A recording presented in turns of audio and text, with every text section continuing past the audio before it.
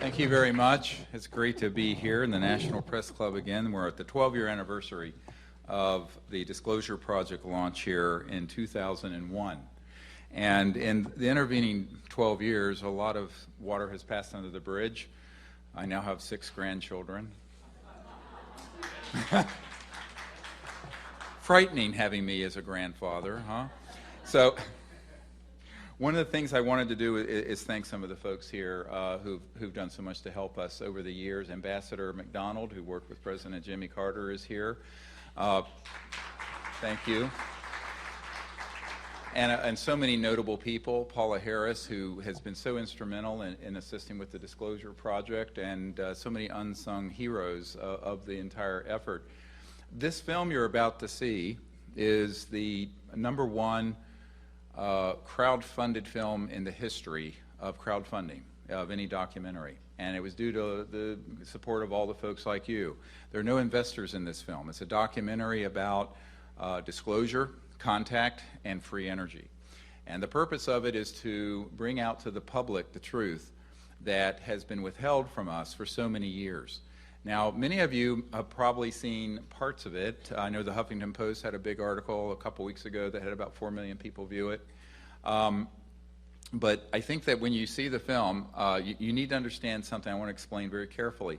The director, Amardeep Kalika, who won his Emmy a couple years ago for doing a documentary, knew nothing about the subject. So he's taken it from the point of view of someone who is fresh. And so what I did was I gave him everything I have. I gave him 35 digital hours of top secret witness testimony. Well, this is an hour and 45-minute, 50-minute film. All the photos and videos we have, all the top secret documents, the whole life story I have that's in the book Hidden Truth, Forbidden Knowledge, which many of you have read.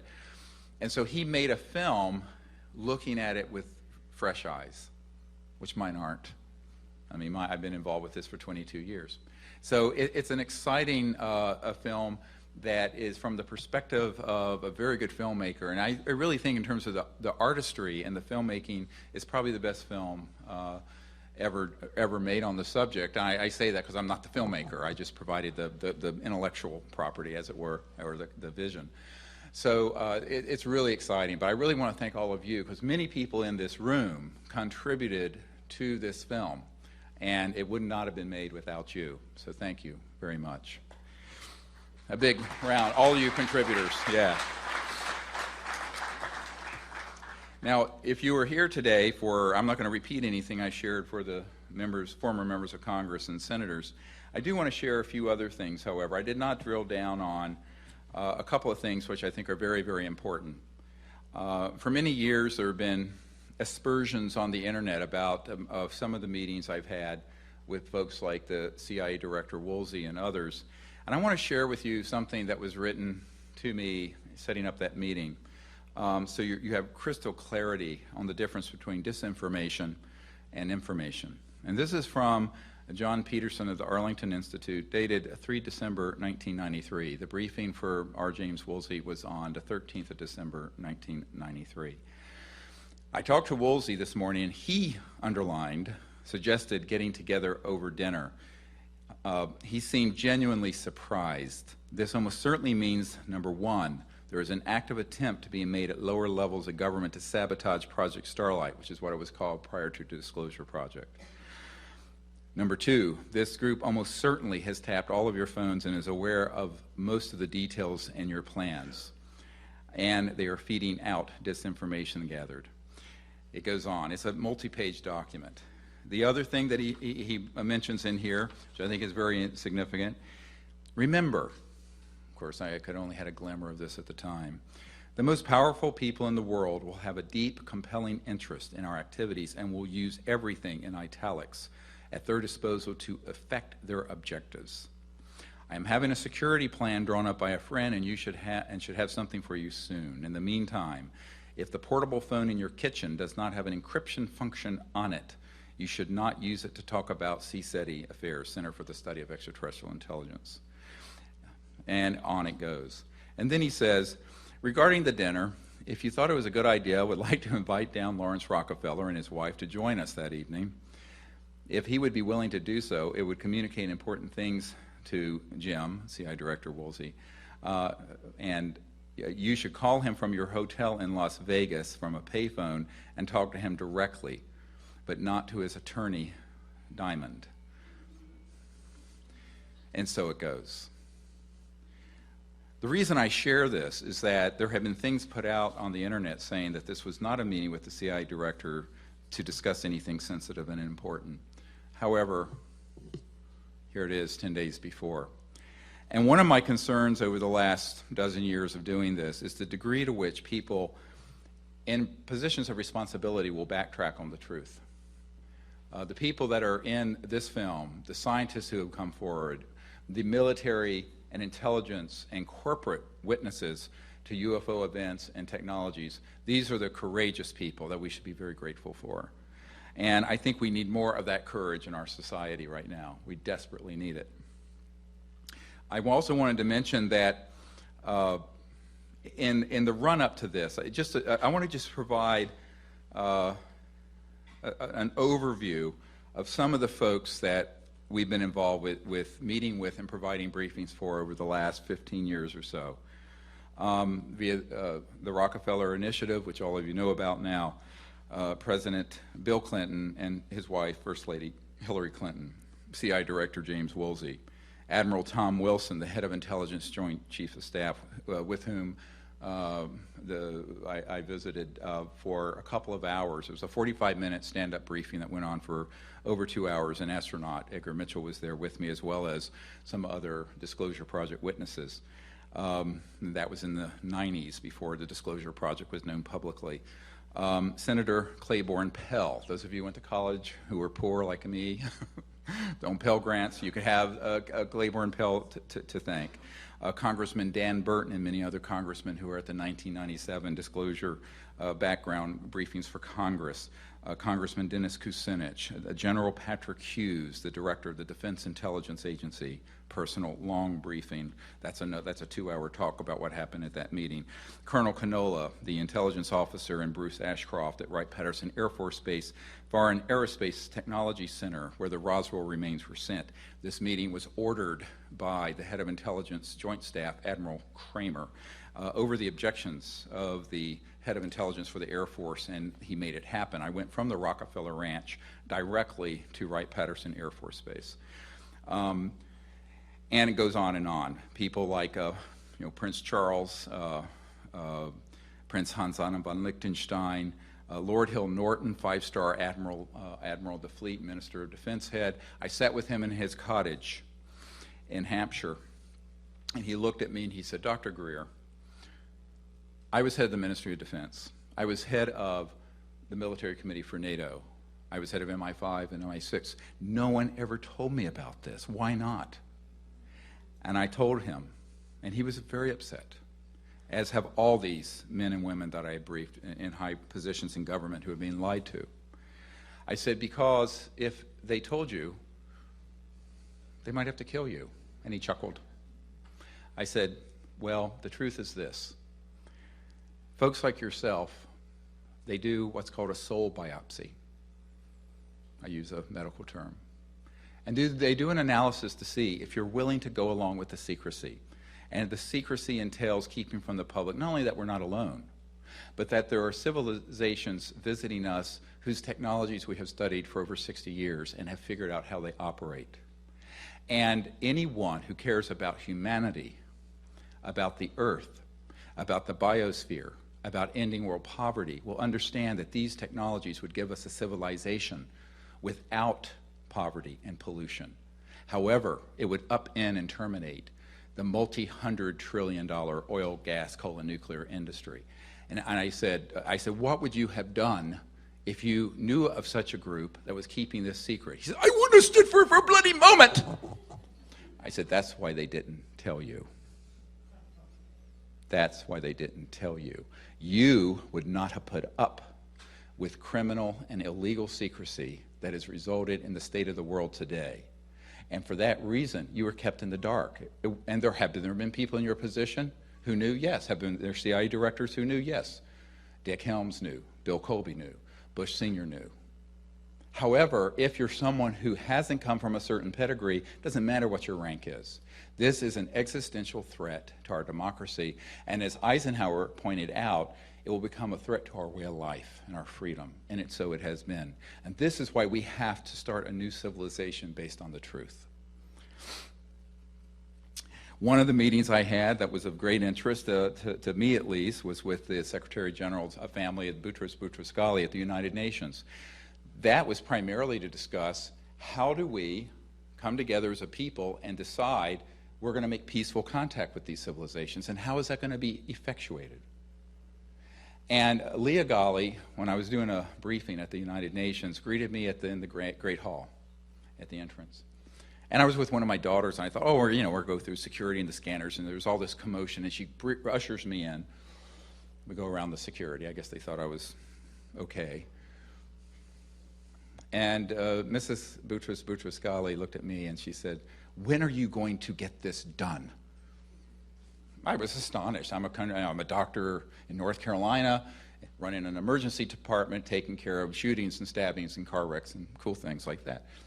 Well, I said, well, your husband's the head of the world, the head of the United Nations. And she says, no, it's too dangerous for Boutros. And I said, what am I, chopped liver? And the answer is yes. So I'm an insignificant person in the sense that I'm not important, and in the scheme of things, and many of these people have wanted us to do what we're doing, have wanted me to do.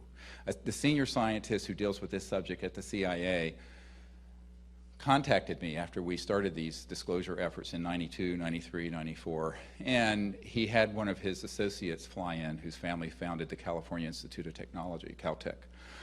And he says, we desperately need you to do this. I said, why? He said, I'm a doctor here in an ER. They said, yes, but we think you can do it. And you and the public can make this happen. But the people who are in the system are trapped in the system. And I slowly began to understand that they were saying to me, we're free because we're not in that system. And so why don't all of us come together and exercise our God-given liberties and tell the truth about this? That was really how the Disclosure Project started and the worldwide disclosure movement. Ultimately, I ended up meeting with so many people: astronaut Gordon Cooper, Admiral Morin of the French government, who I mentioned earlier today, and the list goes on into hundreds and hundreds of these sort of senior officials. But over the course of all this, what I really have found is that uncommon courage is needed by a lot of people to turn this ship around. Not me, and not just one or two of you, but millions of people. And that's what this whole citizens effort is about. From 1997 to 2001, I vowed to work as hard as I could to pull together the best sources of intelligence willing to come forward. That's a qualifier. I have over 500 top secret guys giving me information. I only have around 100 of them on digital videotape. The others are afraid for their lives. But let's acknowledge people like John Callahan and Gordon Cooper and others who have stepped forward and have verified the truth.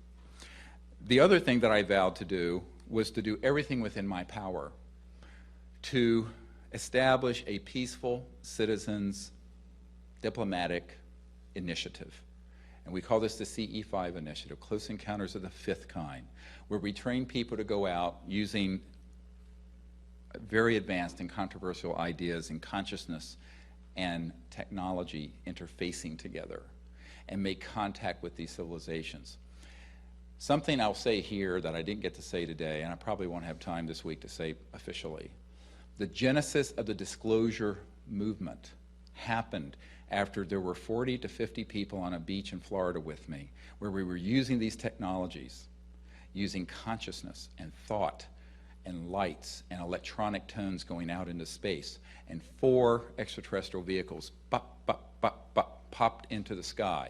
And there were people there from the Air Force, one a full bird colonel. And this was just a daytime thing we did just to show people that this could be done. How did I know? Because I had contact dealing with that approach when I was 18 years old. And which is, I'm not going to go into. It's so controversial. But the point is that that made the front page of the Pensacola paper. And it got picked up by this guy who was a former head of the Army Intelligence. And a month later, he had me at a conference in Atlanta, and then he took me to a hotel room, and he said, "What the hell are you doing?" I said, "Well, we're going to bypass the stranglehold classified programs have on this by bringing it to the people. Let the people learn to make contact." He says, "Oh my God, you cannot do that." I said, "Yes, we will." Now we have thousands of teams all over the world doing this. We have millions of people who've learned of the Disclosure Project. And the next big thing, if that's not enough, maybe that's too much. Too much already? I ain't got started yet.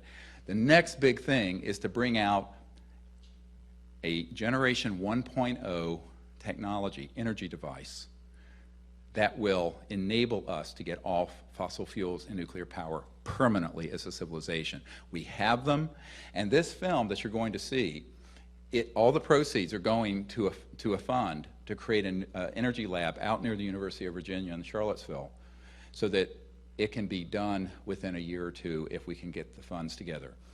Now, one thing I whispered in the ear of someone today, and I will share with you a bit of it, is that I have a computer disk that has several thousand pages of previously classified and confiscated patents.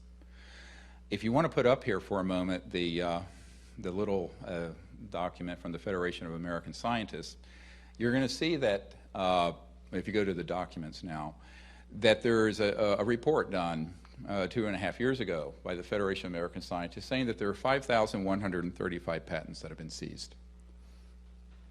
Many of these, I guess we don't have it, many of these patents deal with energy generation. And there has been an abuse of the National Security Act that has permitted the seizure of these documents. Now, this report by Stephen Aftergood should be headline news in all the world's media. It has not been. We have to ask the question, why? Who is collaborating with this kind of secrecy that would leave us in a condition where the entire world is melting down with pollution and poverty and Mideast oil wars, one after another, when the solutions already exist but have been confiscated without the knowledge of the president and without the knowledge of Congress? This is wrong. And so the only way we're going to get around that, just like we've gotten around everything else, we come together as a people.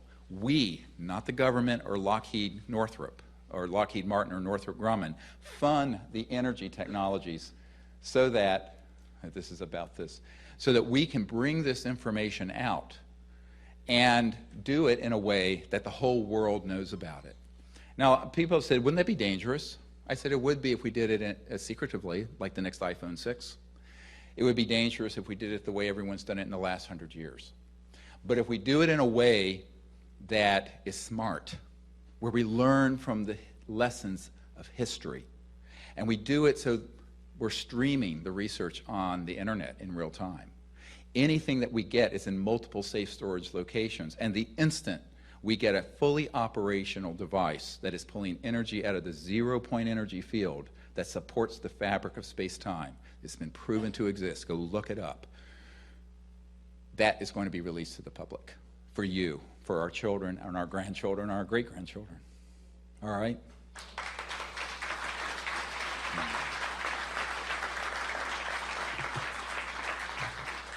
Now, I know I don't want to go into a very long presentation here because you want to see the movie and not me, which is rightly so.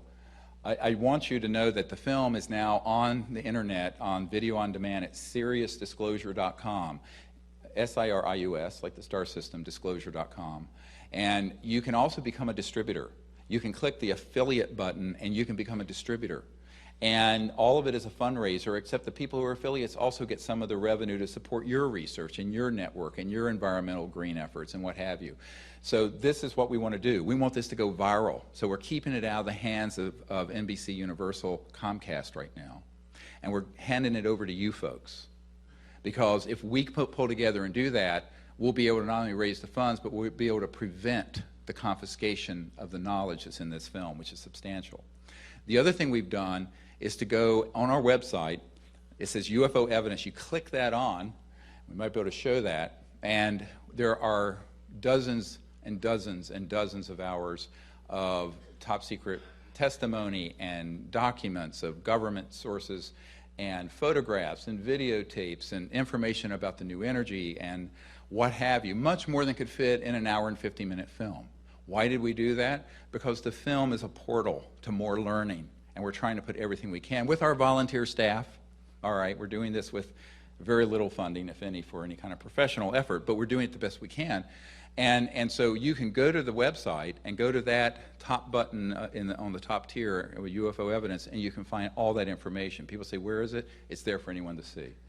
Now, one of the things I want to go into, if you click on this little body right here, everybody seen this? It's been all over the news. I want to comment on this for just a moment. This is what we call the Atacama humanoid. First of all, I don't know what it is. Every scientist has looked at it and says, oh my God, it looks like an alien. Well, perhaps. We don't know. It's a mystery. It's an enigma wrapped in a mystery, wrapped in something amazing. It may be something prosaic, but I don't believe so. And here's why. If you put up the Lockman report, I don't know, this keeps coming down. Dr. Ralph Lockman at Stanford University, who's the #1 expert in the world on skeletal dysplasias, which means skeletal abnormalities and genetic syndromes, we went to Barcelona where this little being is stored. We took exact x-rays that he requested from Stanford and brought them back, hand carried them back, as well as on a computerized disc, which is now on our website. You can see it. He looked at it and he said, well, first of all, there is no form of dwarfism or genetic defect that explains everything it's seen in this being. It has, the Lockman report's not up there either. I know we're having technical difficulties, but what you'll also see is that he says it has 10 ribs. No human has ever lived with 10 ribs. What he didn't notice, but I will point it out to you, it has 4 skull bones rather than the 6 major ones we have. It's symmetrical. And the epiphyseal plates, if you look at the x-ray, which is the growth plates. You know when you have, the growth plates in a kid and they hurt their leg? The growth plates and the bone density is that of a 6 to 8-year-old. All right, now call me crazy, but I'm just a doctor. But I can tell you, I've taken care of a lot of children that are 6 and 8-year-olds. I've never seen one 6 inches tall. This is 6 inches, 13 centimeters. What 6 to 8-year-old can live to be only 6 inches tall?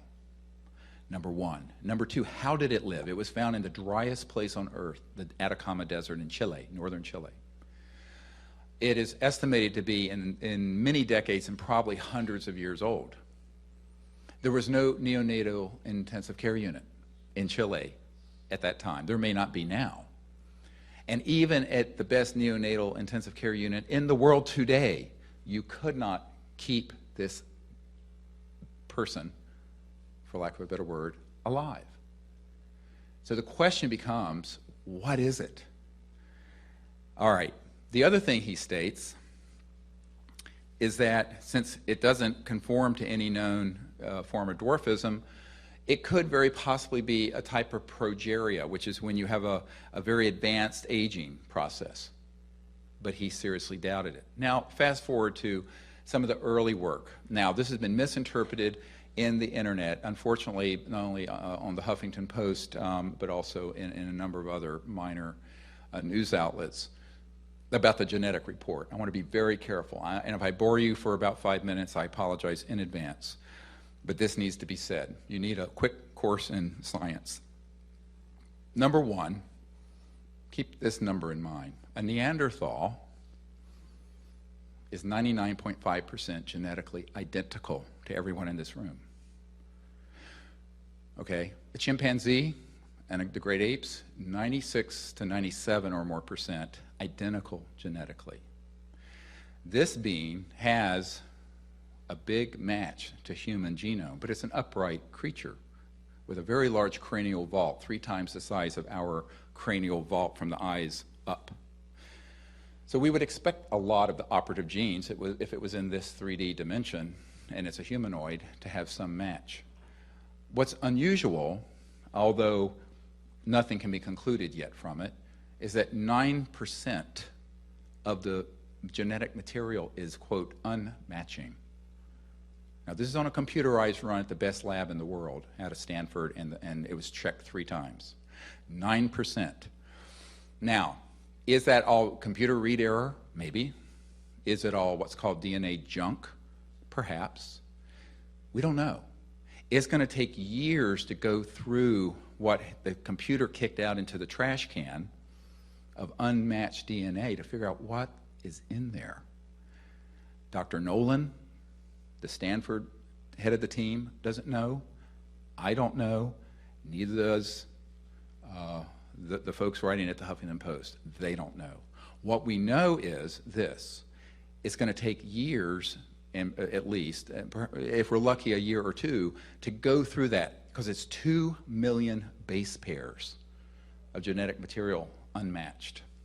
Now, if you were dealing with my DNA or yours, and you had a lot of unmatching, you just leave it alone, because we know we're just humans. And it's just like, well, it was a computer error, or it's this or that. But when you have something that looks like that, it keeps disappearing off the screen, I apologize.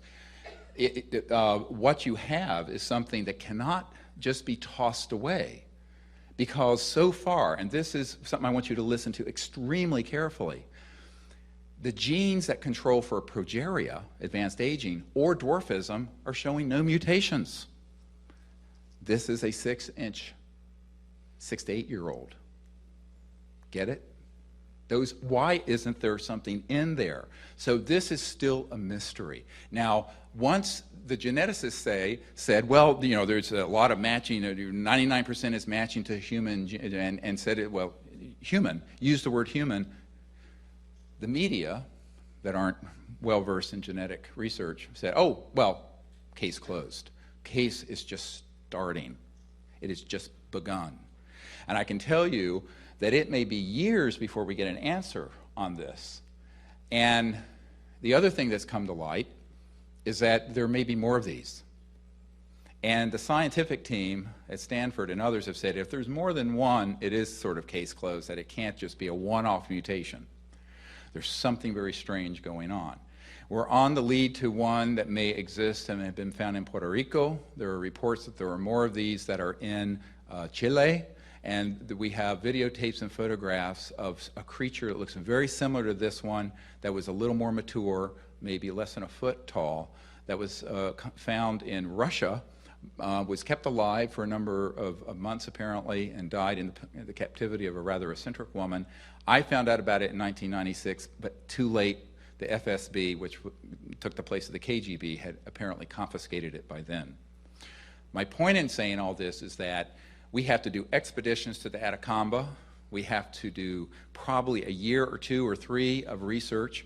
And I'll remind people that the Human Genome Project cost billions of dollars and took 10 years and thousands of scientists. We're just going into something that's basically an unknown. So we have to be very careful. I'm not saying it's ET. I'm saying we don't know.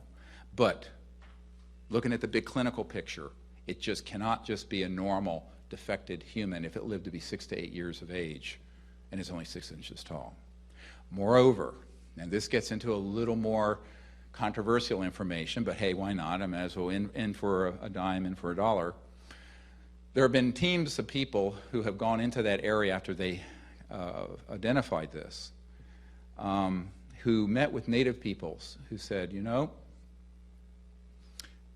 there have been more of these that have been seen, and we've seen them alive running around. We've also seen luminous, sort of trans-dimensional, if you will, energy forms that look like, basically like eggs or circular objects that have come down into the foothills of the Andes. And so there's a great deal of research that has to be done. An expedition to do this properly would cost probably 10 times what it costs to do this documentary. And if somebody wants to underwrite that, I'll be there with bells on. The point is, there's a great deal of mysterious information around this, and we have to be very careful to proclaim it one thing or another. People are proclaiming it ET. I'm saying we don't know quite what it is. Other people are saying, we solved the mystery because it has so much human DNA in it. No, we're not saying that either. Because there's still this 9% unmatched, which could be everything from computer read error to junk DNA to where the mystery of how this thing existed. So I just want to have all of you keep that in mind and bring you up to date on that. And finally, did that make sense to folks? I know people say I'm too professorial, but people need to learn some science.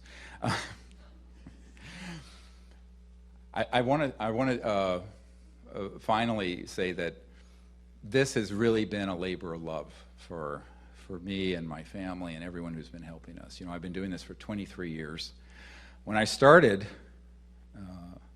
imagine, you know, being a 35-year-old doctor going up to provide the first briefing to the CIA director on this. It's hard. You know, but I get emotional thinking about this meeting. Excuse me. But the CIA director, at the end of the meeting, looked at me and he said, you know, this should be disclosed. And because I'd given him a briefing, a set of action points that I also provided in the briefing for President Obama. And I said, we really need to get this under control. And I said, we need your help in disclosing this. And he looked at me, he says, well, Dr. Greer, how do we disclose that which we have no access or control over? Because the president and the CIA director, the head of intelligence joint staff, the head of the Defense Intelligence Agency, all had been denied access to this information after they made inquiries through the proper channels. And yet here I am with a document from the 90s. That's the first document in the briefing for Obama. I did not have this at the time. I put the briefing together for President Clinton. And this document, if you want to pull it up, it's an NRO document dated July 1991. And this document is from the National Reconnaissance Office, the office that runs the super secret spy satellites. And in it, it lists a whole, and this was not declassified, but I won't say how I acquired it. I have a number of these. But look at the first few, oh, it's not up there. Okay, well, anyway, but the first few compartments: Royal Ops, Cosmic Ops, Maj Ops for Majestic, Magi Ops, Comic, it's intelligence. Then it goes through an Air Force Office of Special Investigations, then a whole bunch of project code numbers, and then it gets down to some very interesting things. Pahut Mesa Military Operating Center, that's the really super secret area that's out at Nellis. People call it Area 51. Nobody in the business calls it that, by the way. Sally Corridor, Groom Lake, which has an underground facility that build anti-gravity devices based on human research as well as studying extraterrestrial reverse engineered objects. Dreamland Military Operating Center, Dreamland. That's a real place. Ground Star, Blackjack Team. Now, Blackjack Control is actually at Edwards Air Force Base near the Lockheed Skunk Works facility. Roulette Team, on and on. This is what you call actionable intelligence. And when I provided this document to an admiral, he recognized one of the compartments. And he called them up. And this is the head of intelligence for the Joint Chiefs of Staff. And he said, I want to be read into this project. Read into means briefed. And the contractor, it's all done by corporate contractors, said to the admiral, yes, sir, we know who you are, but you do not have a need to know. And he said, damn it, I'm the head of intelligence for the Joint Chiefs of Staff of the United States. How can I not have a need to know? They said, sir, we cannot and will not discuss this with you further. And they hung up on him and blocked his line. By the time astronaut Ed Mitchell and I and some of our disclosure witnesses got to his office in 1997, it was a mixture of anger and fear, because here you have prima facie evidence of what Eisenhower warned us about, that the military-industrial complex would get out of control and be a threat to our democracy. I have had too many meetings like this with members of the Senate Intelligence Committee, like Dick Bryan of Nevada, whose home state houses these facilities, who also made inquiries and was told nothing. And it goes on and on and on. And this is why I have concluded that the transformation of this mess is unlikely to come from the office of the president or from Congress or from the old media. It's going to come from you. It's going to come from people coming forward to tell the truth about what they know. It's going to be us making contact peacefully and going into space together. And it's going to be us, not Lockheed, not my uncle's old company, Northrop Grumman, not SAIC, not these big corporate beltway bandits. Those folks are not going to bring these technologies out. But if we band together as a people, we will, and we'll create a new civilization and a world of our dreams. Thank you, and God bless you.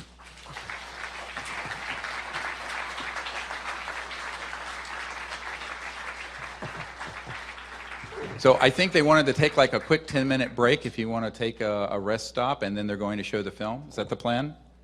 Yeah? Or you want to go right into the film? Yeah? Okay, we'll go right into the film. No. I'm not running this show. Hey, someone who's producing this, I don't care.